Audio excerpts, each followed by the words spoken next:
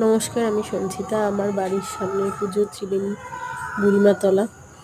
এটা বুড়িমা আমাদের প্রায় 400 বছর পুরনো পুজো, একটা ঐতিহ্যবাহী পুজো যা আমার বাড়ির সামনেই হয়। আমি তোমাদের সঙ্গে এই ভিডিওটা শেয়ার করলাম, কীরকম আমাদের মণ্ডপ সাজানো হয়েছে, চারিদিকটা সাজানো হয়েছে, তোমাদের সাথে শেয়ার করলাম। তোমরা কে কোথা থেকে আমার ভিডিওটা দেখছো প্লিজ আমায় কমেন্ট করে জানিও। আর তোমাদের যদি এই ভিডিওটা ভালো লেগে থাকে তাহলে তোমরা লাইক, শেয়ার, কমেন্ট করো এবং সাবস্ক্রাইব করো আমার চ্যানেলটাকে।